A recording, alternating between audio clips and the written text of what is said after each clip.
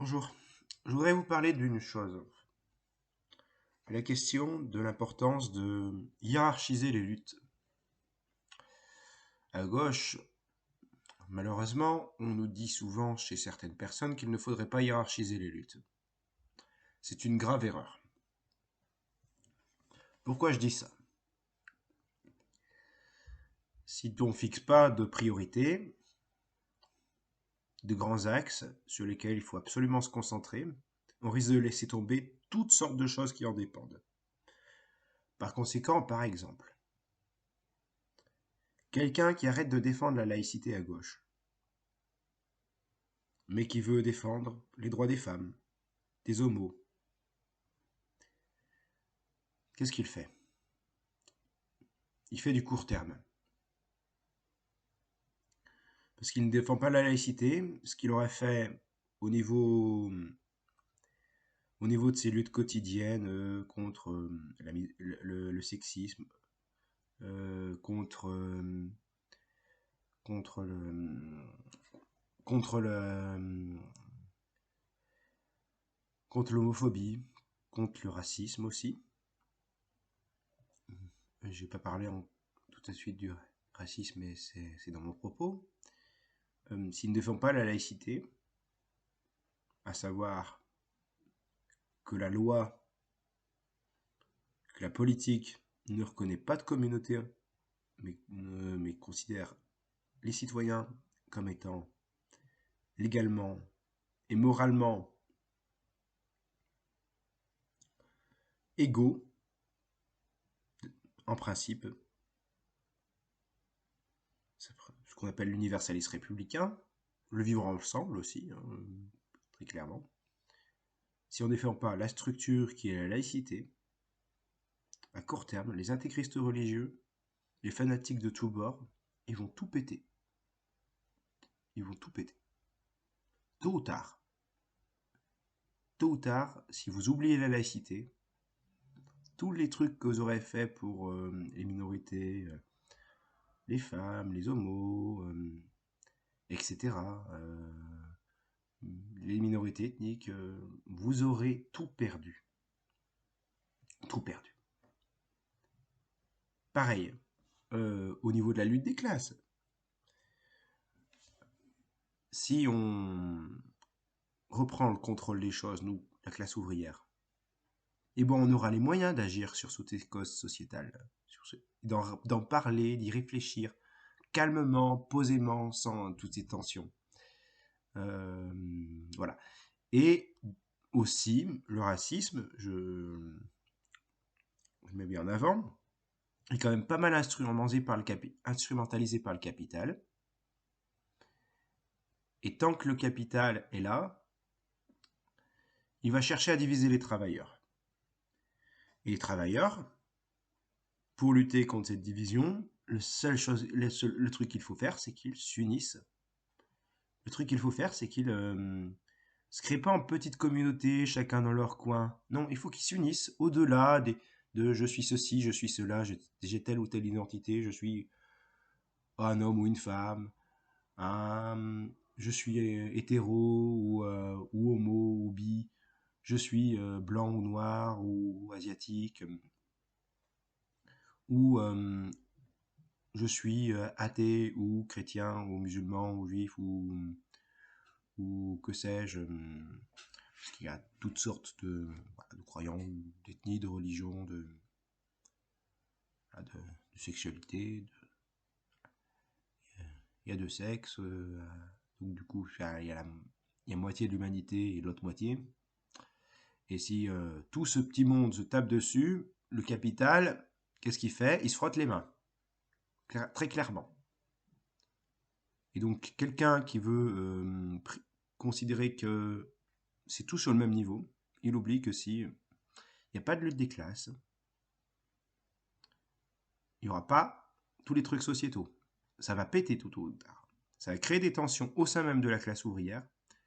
Le capital va en profiter pour créer des boucs émissaires. Ça va être très moche. Et ça a un nom précis, ce genre de choses. Ce genre de choses dans lequel le capital crée des divisions au sein de la classe ouvrière. créer du communautarisme, créer des histoires d'identité, utilise un discours identitaire pour diviser le prolétariat. Et ça existe historiquement, ça s'appelle le fascisme. Voilà. Il changera sûrement de forme demain, mais plus la classe ouvrière sera divisée sur des questions identitaires, plus le fascisme, vous serez sûr qu'il progressera. Il progressera d'un bord ou d'un autre, parce que le capital, il s'en fout. Tant qu'il peut faire du pognon avec, tant qu'il peut défendre ses sous, tant qu'il peut mettre, ben il va faire. Et le fascisme d'hier et le fascisme d'aujourd'hui, ça sera sûrement pas le même. Mais il sera sûrement tout aussi horrible. Alors, prenez garde, camarades, à ce genre de choses. Ah oui, ça permettra de sauver la démocratie, qui est aussi un des grands axes à défendre, parce que si on n'a pas de démocratie, tout comme si on n'a pas de socialisme, si on n'a pas de contrôle sur l'économie, ni sur les institutions,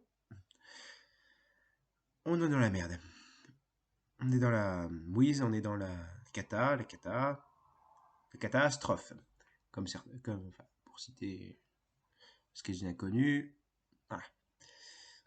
Donc, si on ne résout pas ces problèmes-là, tous les restes des problèmes qui en dépendent, ça va submerger. Donc, il faut voir les trois axes, république, socialisme, laïcité.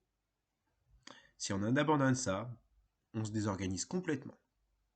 On se laisse submerger par toutes sortes de conneries, ou de choses, choses honnêtes, mais qui ne seront pas bien défendues à long terme, parce que justement, on ne créera pas de cohésion de la classe ouvrière, parce qu'on ne créera pas de cohésion populaire, pour vulgariser mon expression, parce que les gens qui vont penser classe ouvrière égale ouvrier d'usine.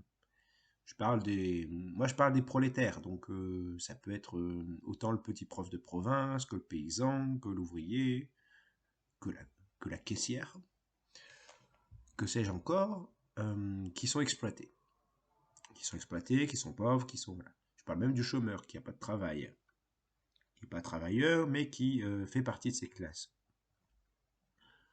Voilà. Et donc, du coup, il faut qu'on s'unisse contre nos exploiteurs pour lutter contre tous ces autres petits problèmes qui en dépendent. Voilà. Alors, je dis que l'intersectionnalité, qui est une connerie monumentale, eh bien, ça doit cesser à gauche. Le postmodernisme, qui n'est pas du tout matérialiste, ça doit cesser. Si on ne fait pas ça, la gauche va crever. En fait, la gauche va se suicider. C'est malheureux, mais la gauche risque de se suicider en abordant des problématiques essentielles pour des problématiques qui sont celles des micro-luttes. On risque de passer vraiment pour des idiots auprès de la population. Et la population, elle ne va pas suivre. Elle ne va pas suivre des gens qui soit lui paraissent pour des idiots, soit, dans le pire des cas, lui paraissent pour des traîtres. Parce que, à la base, c'est pas le cas, je pense. Mais ça devient ça, malheureusement, dans les faits. Dans les faits, on se disperse tellement qu'on n'a pas moyen d'agir sur des grandes choses, des grands sujets de société, qui ne sont pas des petits sujets de société, machin, ce sent ceci, ce sent cela, machin, c'est un problème d'identité, ou revendique son identité face à une autre identité. Non, non, non, non. On parle du réel. Pas de gauche identitaire. Une gauche du réel. Gauche universaliste, pas intersectionnelle. Le truc, moi, ma communauté, moi, ma subjectivité, mon individualité, non. C'est très bien d'avoir une subjectivité. C'est très bien d'avoir une communauté d'amis avec des gens qui ont des points communs. Mais ça ne définit pas les grandes structures et les grands enjeux. Et si on oublie ces grandes structures et ces grands enjeux, on oublie la politique, on devient impuissant, ridicule. Et en fait, on rend les armes. Juste ça, c'est juste ça. On rend les armes, on ne se bat plus, on se laisse marcher dessus en pensant combattre. Et ça, c'est dramatique, c'est tragique. Voilà. Je vous souhaite de prendre soin de vous. J'espère pas vous avoir trop sonné avec ce discours moralisateur et pessimiste, mais il faut dire les choses.